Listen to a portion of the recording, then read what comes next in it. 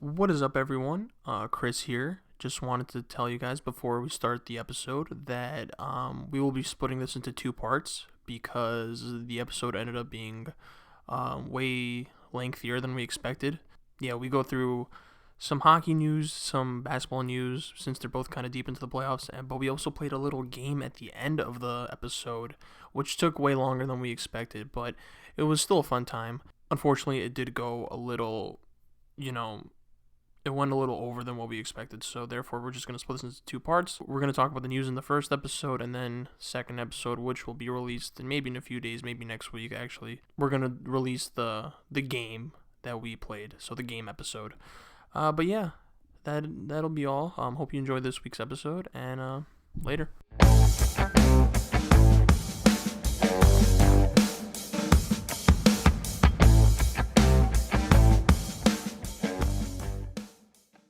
What is up, everyone? Welcome back to another episode of SomeWhatSports Podcast. My name is Chris, and I am just bereft of words to explain my excitement by being in the company of two of the greats in the industry, Jurg and Dame. Fellas, how are we today?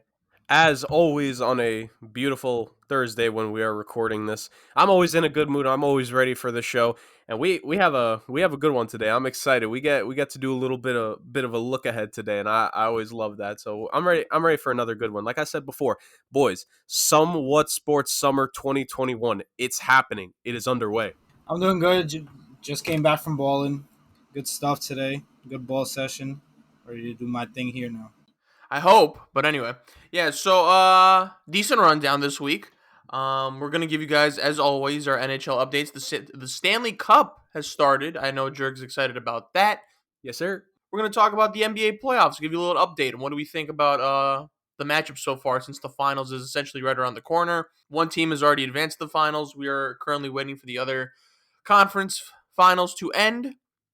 And yeah, we'll have a finals matchup that includes two teams that haven't been there in God knows how long, so we'll see. I'm pretty excited about that matchup, but of course we're going to get all of our thoughts when we get there, and then we're going to end the show this week on a little game that I, of course, have come up with. Yeah, we'll explain About further time you did details. something. Yeah, I'll explain further details when we get there. But it's an NBA game quiz show type thing. I don't have a name for it, but it's a little thing that I came up with. Exciting stuff. But of course, what we do best, we start off with the NHL. Stanley Cup is here. Jurg, if there's also any news that you want to sprinkle on top of that, let me know. What's going on with Stanley Cup? What are your thoughts on it, et cetera, et cetera? Talk to me. So the first two games of the Stanley Cup Finals have come and gone, and so far it is playing out to form that I'm sure a lot of people have expected it to, but I personally did not foresee coming early on here. Not to say I picked the Montreal Canadiens. I will say, first and foremost, the Tampa Bay Lightning were my pick to win this series. They have been my pick for quite a while now. I think the boys, whenever we've talked hockey, both on and off the show, they've heard me say I believe Tampa was going to repeat. So this is not surprising to me that they're doing as well as they have. What's just shocking to me is how dominant they've essentially been over the Montreal Canadiens on the score sheet. Now, 8-2 combined score over the first two games. I'm sure to a lot of people that means this is likely going to end up being a sweep. And for some, they're going to try to discredit the run Montreal has been on. Now, I don't think that's fair. I just think Montreal, on first glance, their offense has not been able to match up to the level of the Tampa Bay Lightning's offense, which you cannot discredit the whole run based off of that, because how many teams in the league could really match up to Tampa Bay offensively? One or two at most. I'm not talking about overall game plan. I'm talking about offense only. There's one or two teams that could probably match up with the Canadiens and, against the Lightning. And the Canadiens actually beat one of them in the Vegas Golden Knights. So you can't really discredit what they've done so far. But obviously Montreal is going to hope to get some sort of 180 going here. Overall, I think 5 teams in NHL history, it's either 5 or 6, have come back down 0-2 in the Stanley Cup Final and ultimately won it. So it's not entirely impossible for us to see a comeback here by the Canadiens, but at the same time, they're going to have to get things started immediately. Game 3 will be tomorrow. I'm extremely excited for it. Montreal, this is the first time they're hosting a Stanley Cup Finals game since the 90s, so they're going to be electric. Capacity is, I definitely know they've increased it for the final here. I don't know if it's full. If it's not, it's pretty close. And of course, you're going to have people in the street watching as well. So I think just the energy in Montreal is going to be so electric. I definitely don't expect this, even with how the series has gone. It's nowhere near going to be a sweep. I think Montreal is definitely taking at least one of these 2 games up there. And heck, if they could take both, that's just more entertainment for hockey fans. But if they're going to do that, the offense needs to do a little bit of a better job at attacking Andrei Vasilevsky of the Tampa Bay Lightning. And defensively, they need to support Carey Price a little bit more. Now, game 1 was the bad goaltending game that you were going to expect them to get. Game 1, funny enough, guys, that was the first time since game 4 of the first round that Carey Price allowed 3 goals or more in any of the games. So the fact that it's been 2 full rounds and then some since he's had that kind of performance just lets you know the reason why they're down 0-2 at this point, it's not him. It's just not. The team around him, like, he has done so much to get them to this point. They need to step up. They need to support him. They need to be there for their guys. So ultimately, it's on everyone else on the Canadiens, from the defense with Edmondson and Weber and Petrie to the offense where these young guys, they've shown up a little bit, but they need to do more. Guys like Suzuki, Kotkaniemi, Caulfield, who's a star in the making potentially, and then some of the other players. So I have hopes that Montreal will be able to make this a little bit more competitive. But like I said, I don't think they're going to win. I had Tampa Bay from the start, essentially. I believed in them the whole time. Nothing's going to shake that. Only thing that really could is if they just look bad up there, but I don't expect them to have 2 terrible games in a row. So that's the way I see it. And that essentially kind of wraps up the Stanley Cup Final. I mean, if the series I think even if it goes to 6 or 7, it will be over by next week's show. So if the Tampa Bay Lightning end up winning this, it'll ultimately be because of their offense continuing to just dominate. Vasilevsky's been phenomenal. Like, he made 42 saves, I think, in game 2. So don't discredit him. He's definitely going to be up for the Conn Smythe Award, which is the playoff MVP, not just the Stanley Cup Final, the whole playoffs you're awarded. And he's going to be up there, Point and Kucherov as well for Tampa Bay. So quite a few guys are performing for the Lightning. And if they're going to wrap up the series soon, it's going to be that constant, just superstar force that brings them. They're superstar in net, they're superstars on the blue line, and they're superstars on the forward core. That team has studs everywhere. And if you're Montreal, like, it'll be disappointing to get this far and to fall short, but at the same time, you're literally losing to the best team. They're the defending cup champions. And if anyone doubted their cup last season, which you're stupid if you do, we've established that on the show, then this season will shut you up, because there is absolutely no reason to doubt the Tampa Bay Lightning and their legitimacy for how great they were last year with what they've done so far this year, and it's just 2 wins away for them. It's going to be really intriguing to see. The games are going to be on NBC, the final games on NBC for at least about a decade or so, because ESPN and TNT have obviously bought the NHL rights packages. I, of course, am excited that this time next year and in future years, the Stanley Cup Finals will be on either ESPN or TNT, and I'm just excited. So for a hockey fan, that's a good thing, and I hope it's a competitive final series that NBC gets, but at the same time, considering how they kind of messed with the NHL at the very end, who cares? Who cares for NBC's sake? For the NHL's sake, I hope it's competitive. The NBC, I really don't care. Aside from the Stanley Cup Final in and of itself, there's some minor news here and there. We're still hearing trade rumblings about some of the names that I've mentioned over the past few weeks. Jack Eichel's name has continued to come up in conversation. Actually, only small update we got is the Buffalo Sabres want what is equivalent to 4 players / picks / assets that are first round value back in an Eichel deal, at least. So that was something I expected, honestly, because he is a star / superstar. That's what it was going to take. So the fact that the Sabres say that, it's kind of a, duh situation. Like, obviously you want to get that back for him, and I think they ultimately will. But it's going to be all about now that they've made it known who's going to step up to the plate for that. I've already said the teams. You could listen to that episode a couple weeks back about it. I think Eichel is going to get moved. I don't think he's wearing a Buffalo Sabres jersey this time within like the next 2 to 3 months, or it'll be more than that when the offseason's over. But essentially, he'll be on a new team. Like, who will it be? I have no clue. My hockey team, personally, we've been rumored of trying to get in that conversation. Will we? I don't know. But that's something for the fan in me to hope for. The analyst says, yeah, probably not, but we'll see what happens. There's stuff about Eichel. Seth Jones, actually, his name is being continuously brought up. That's defenseman on the Columbus Blue Jackets. Very talented defenseman. Top 15 defenseman in the league. Some people would argue he's a top 10 caliber. He's at minimum top 15, top 20. He's that talented.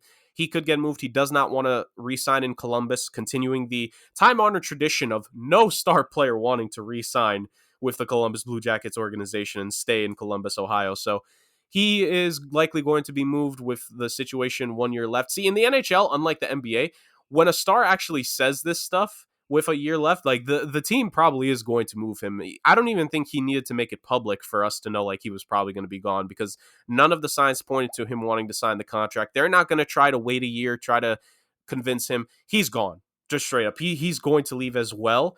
There are going to be quite a few teams interested in him. The Philadelphia Flyers have been one that I've seen a lot recently.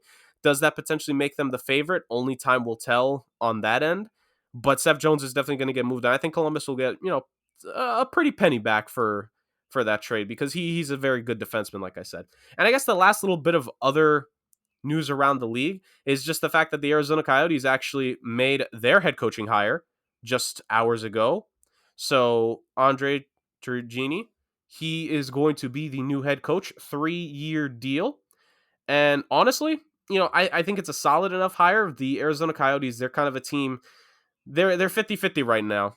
There are some high-priced veterans on that team. There are guys who have been signed to their, big boy deals, but they missed the playoffs this year. They didn't technically make the playoffs the year before. They were, they did win the play-in in the bubble, but then they got absolutely smacked around by Colorado. They're a mediocre at best team, guys. And as we've talked about, that's kind of a death sentence in sports to be mediocre at best. So personally speaking, I think this hire could go either or. They did hire the Canadian World Junior coach, World Junior Championship coach. That's what, for any hockey fans that are listening to this, that's where they would know Turgeon from. But aside from that, it's a much ado about none hire. I'll say it's pretty solid. I'll give it a B. Maybe it's a B+, but it's nothing special. It's nothing like Gerard Gallant, which, again, I covered a couple weeks back when that hire happened for the Rangers. It's not that level of hire, but maybe he's the new guy to make an impact with the Arizona Coyotes. Or they just completely fall apart this season, like I'm sure most people are expecting. So there's that. But aside from that, that is your weekly NHL wrap-up here. The offseason is slowly approaching. We're seeing some transactions being rumored and happening, which I'm excited about. And like I said, potentially halfway done with the Stanley Cup Finals if the Lightning repeat. I don't want that just from a competitiveness standpoint. So, go Montreal, try to win a game or two, and then go Tampa Bay for my prediction purposes. But yeah, it's going good in hockey right now. I can't complain. Beautiful as always, Jurg. Beautiful as always. And yeah, hockey in the Stanley Cup can't get any better than that. So, best trophy in sports. Best trophy in sports. Sounds like a debate that you're throwing down for the future episodes. It's not a debate. It's a fact. All right. Well, I'll take your word for it. But now we move on to the NBA, where the finals are right around the corner. The Phoenix Suns just advanced last night. Yes, we're recording on Thursday. They just beat the Los Angeles Clippers in 6. So they will be advancing to the NBA Finals. Chris Paul finally gets to the NBA Finals for the first time in his career. I know we're all happy about that. Devin Booker, 24 years old, a young budding superstar. So he, in my opinion, is the first of this new era to head to the finals. He's the one. And you know what? I like it because Devin Booker, I'm a huge Devin Booker fan. I know Damian is. Jurg, I'm pretty sure you're a fan as well. He deserves to be in the NBA Finals, to be honest. And then, of course, in the Eastern Conference, we have the Milwaukee Bucks versus the Atlanta Hawks, currently tied 2-2. It'll change by the time this episode goes up. But unfortunately for this series, two of the main stars, Giannis Antetokounmpo and Trae Young, are both injured at the moment. Trae Young, I'm not necessarily sure when he's scheduled to return. I think it was a deep bone bruise on his foot after stepping on the referee's foot. And so he was out for Game 4, I believe. And then during Game 4, Giannis hyperextended his knee. It looked a lot worse, to be honest, and I was extremely worried that it was going to be worse. But thankfully and luckily, there was no structural damage to his knee. It was just a hyperextension, but still he's going to be out for the foreseeable future. We don't know the timetable of when he will come back. Yeah, so both of them are currently out. But again, 2-2 the series. Guys, I'm start with Dame. What do you think of this series so far?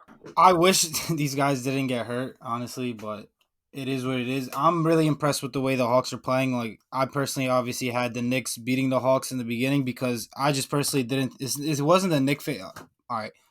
A little bit was a Knicks fan in me, but I just personally didn't think the Hawks are that good of a team. And to go beat the Knicks in 5 games, go beat the Philly in Philly, with mostly Philly healthy. Now you're going against the Bucks, one of the best defensive teams, one of the best teams in general in the league, and you're taking care of business the way you are. Even without Trae Young, they were still dominating the Bucks even before Giannis went down. So I've been really impressed with the way the Hawks have been playing. It's gonna be interesting to see if Trae Young. Did they announce if Trae Young's playing today? I know they announced that Giannis isn't. I'm not sure yet. I don't think they did announce it, but I think he's not going to play, to be honest. Okay. Well, then I still trust the way this series has gone. I still trust the Hawks the secondary players outside of like Trae Young and Giannis to win this game over the Bucks because you just don't know what you get in every game with Chris Middleton. He's either going to be the guy that gave you 20 points in the fourth like the other game, or he's going to go 4 for 19 with like 16 points, something like that. So overall, just by watching these playoffs, I'm really impressed with the Hawks, and I think I trust them a lot more than I trust the Bucks secondary unit. But I'm hoping Trae Young and Giannis get back so we get both teams at their full strength. The Hawks were playing without Trae Young last game. It like the entire game. Like Giannis played for the first half, and the Hawks were still like killing them, to be honest. And it was just so surprising. You didn't see the urgency from the Bucks, and then of course the whole thing happened with Giannis. The Bucks actually started to like gain a little momentum as soon as the third quarter started. Then of course the Giannis thing happened, and then the Hawks just blitzed them. But I'm just surprised because you would think Drew Holiday and Chris Middleton is good enough to at least keep them in the game, but they just I don't know, man. They got blitzed, and I'm gonna criticize Mike Budenholzer a lot for that. He just made no substitutions. He made no adjustments. Of course, am I surprised? No, I'm pretty sure Jurg's not surprised either at Coach Bud's lack of adjustments. So yeah, it's just I don't know. I think I'm preparing for this series to kind of progress without either of them. Maybe Trae Young comes sooner, but I looked up the timetable for a bone bruise on a foot specifically, and I think it's a month. That's what like the internet says, and of course, what the internet says, I'll take that into account the most. But yeah, so I don't know. It's just like Game 5 is tonight. Maybe the Bucks. Well, I mean, they will play harder. They're at home, but I don't know. It was just very disappointing in the last game. But I agree with you, Dame. Middleton is just, dude, he is hot or cold, man. And like, I feel like I've seen more cold games from him than I have hot games. I know he went off in Game 3 towards the end where he had like 15 straight points or something like that. But yeah, I mean, I hope that Giannis or Trae Young, like whoever wins the series, I just hope that one of the main stars comes back in time so we could have a decent NBA Finals because the Phoenix Suns are fully healthy. It seems like they're the only team that have been fully healthy this whole playoffs. But yeah, man, I just hope like the Hawks versus the Suns. I think it's going to be a really fun series. Either way, like it's going to be a really fun series regardless. But I need to have both stars healthy, to be honest, because if not, then I just think that the Suns will win the NBA Finals with ease. Even though I think that the Hawks without their star is more competitive with the Suns than it would be the Bucks without Giannis. Jared, what do you think? So just on the Trae Young thing, I could definitely see. I wouldn't be shocked if Trae Young sat out the rest of the series, or at least waited until Game 6 or Game 7. I think, like you said, with bone bruise, while it's difficult to judge based off of things, I think he's more likely to come back earlier from that definitely than Giannis is with the hyperextended knee. Which, by the way, we're at least happy that it wasn't anything serious because, like, the last thing we need is a damn superstar to go down in the playoffs with a long-term injury and then miss part of next season. Just overall with this series, I don't care anymore. The injuries have just left such a sour taste in my mouth with the playoffs as a whole that I'm kind of disinterested in this series to an extent right now. Like that you and Dame have said, Chris, I definitely want to see which teams supporting cast will just end up being better. Spoiler alert, probably the Hawks because Mike Budenholzer could not coach his way out of a wet paper bag if his life depended on it. Like Mike Budenholzer struggles from game to game preparations and adjustments. So of course he's going to garbage in the game in and of itself when his star goes down. His career has literally just been based off of the fact, and this is wild when you think about Budenholzer, is that when he's on a team, you go from year 1 to year 3, 4, 5, the team gets worse somehow. They perform worse, which to me makes like seriously, look at Atlanta first year, 61 wins. Couple years later, not even a playoff team anymore. Milwaukee's too good to not be a playoff team anymore under him, but They go from best team in the league last season, the most overwhelming team in the regular season. You cannot argue it because their point differential, their offensive rating, everything was on tap. And then this season, they just get worse. And yes, like their playoff run, I want to give them some credit because you defeat the defending Eastern Conference champions and the team that knocked you out last season, and then you take down the Brooklyn Nets in 7 games. Like, to an extent, yes, you got over something, but this is the hump we've all been waiting for. And Giannis, a lot of people have given him some criticism, and I'm not going to say he's free of criticism, but right now, I don't care if he's out, if the Bucks don't win this series, then Mike Budenholzer needs to be fired and Chris Middleton needs to be traded, because people had the dang audacity to say that Chris Middleton is the true number one on this team. People are out here saying Giannis ain't a real superstar and that Chris Middleton is the real number one option. Well, let's see what he does as the dang number one option right now, because in case you can't tell, none of us are really that confident in this team to go out there and beat Atlanta. And this is the fact that they've lost their engine in Trae Young. Because like you said, Chris, it comes down to coaching. And Nate McMillan, he energized the guys. He put them in the positions to win. He did all the basic things. I need to apologize to Nate McMillan. I said he was a pretty good coach before. I said he wasn't great because of his previous tenures. I'm not going to say I'm going to fully backtrack, but I need to give him a little bit more credit and due respect, because this has just been a phenomenal run that he's taken this Hawks team on. I don't think a lot of coaches could have done it. It takes a special coach. Like this midseason stuff with coaches, when a guy gets fired and a new guy takes over and they go on a run, maybe it's probably because I'm a hockey fan and I've seen this so many times, but that it takes the right guy to do that. And Nate McMillan was the right guy. So I got to give him all the credit in the world. Like I said, he deserves it. And if Atlanta makes it, like all the props in the world to McMillan, straight up. But I don't care anymore, like, with this series. Like, I kind of, not to fully shift the conversation away from what we're talking about, fellas, but, and I know a lot of people are going to try to criticize him over this because they don't like that he's the messenger, the biggest voice to it. But LeBron was right about one thing, and that's the fact that these playoffs have really kind of been watered down to an extent. I'm not trying to take anything away. The champion is still the champion at the end of the day. But what is it? 12 All-Stars from this past season have gotten injured while in the playoffs and missed at least a game. 13 or 11 have missed a game due to injury. 12 if you count Chris Paul. And if you want to talk about like other decent players being out for games here and there, like Danny Green missed some time in the Philadelphia series.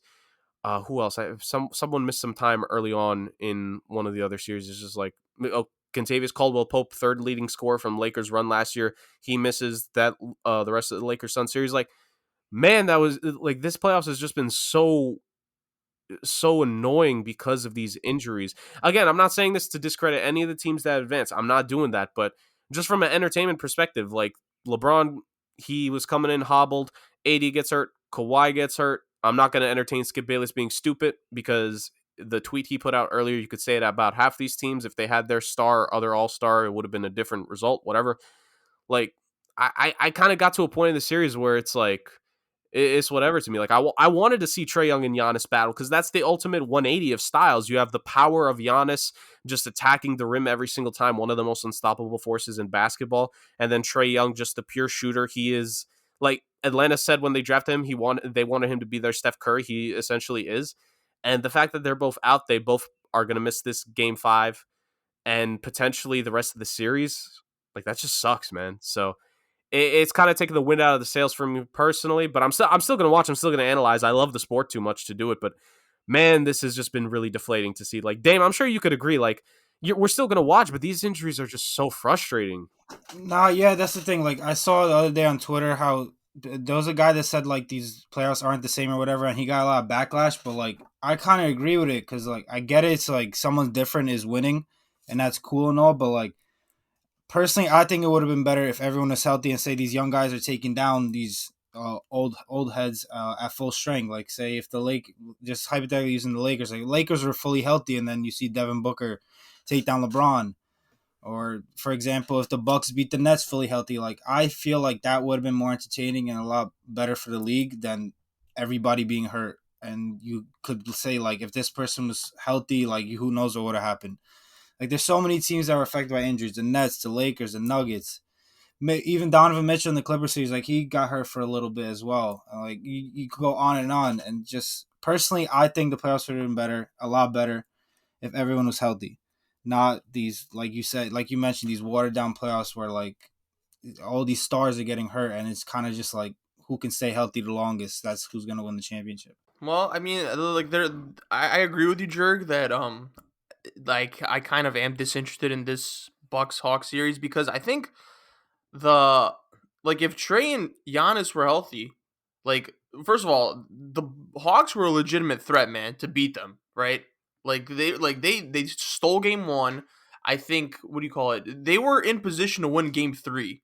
Like I know the Bucks won that cuz Middleton went off, but I think you have Trae if you have Trae in the game, then I think he stops the bleeding cuz Middleton was going off. So they were in good position to take the lead in that series. So who knows? I think that's a prime example of what Damon is saying is just like you would have these young guys take down the beasts in full strength, and I think it would have been a prime example would have been the Hawks beating the Bucks. I still think the Bucks would have won, but I mean it could have gone either way if the Hawks won Game 3, which I think they could have if Young was healthy. But yeah, I mean, again, we see these young guys. I guess that's the pro out of all of this. You see these young stars emerging. It gives them a platform.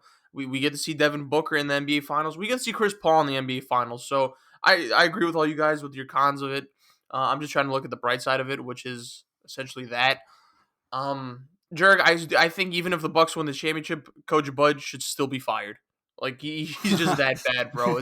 He's Hey, I'm with you. I am 100% with you on that. I'm just saying, like, I'm like the way organizations in pro sports tend to go is that right now the media as a whole we're different. We think a little bit differently here on the Somewhat Sports Podcast.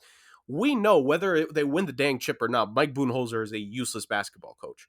But if they actually do win the chip and they fire him, the amount of people Stephen A will go from praising the Bucks to calling them a stupid organization. Like Nick Wright will question if they really want to win, despite the fact that we know Mike Budenholzer is not a great coach. Like I have never been a fan of a title glorifying players and coaches in general, but especially when it comes to coaches, it takes more than a ring, right? Mike Budenholzer technically has some rings because he was a Popovich assistant for so long. And how many of us would take Nate McMillan, who hasn't been to the finals as a head coach yet, over him? Like, it's not about the rings. It's about what, like, the changes you're showing us that you make, the adjustments, the true leadership in the locker room, the body language, like, all of that is taken into effect. Like, Phil Jackson has the most rings, but how many people would take Greg Popovich over him? Or Pat Riley over him? It's not about the raw number of championship rings. It's about the impact. Like, I'm with you, Chris. I think he should be fired, but I wouldn't see it happening if they did somehow win, just because that's how organizations roll personally. And I'm with you, by the way. Hey, this is a pro Chris Paul show. We're all happy for Chris Paul. Like I want to look at the positive, but just like the injuries have just been so much, it's getting to a point where it's just dang near unbearable. But you're right. Like I want to look at the positive. Chris Paul has made it, and he's either going to face one of the best. Well, he's going to face one of the two best players in the game, but he's either going to face one of the best young guards in the game, or the guy who a lot of people pegged as being like the next person to take the league on his shoulders in Giannis. So I'm happy for that. Like there's some fun to this, but man, the injuries have just been way too much this season. There's a lot of stuff that goes into it, to be honest, and I think we already said our pros, we already said our cons, but I think like if Trae and Giannis get healthy by the finals, then I'm gonna be extremely excited for the NBA Finals matchup because it's just gonna be new and it's gonna be fresh, and then everyone's gonna be available. So, yeah, it's gonna be all young guys too, except like Chris Paul. But again, we want Chris Paul there. So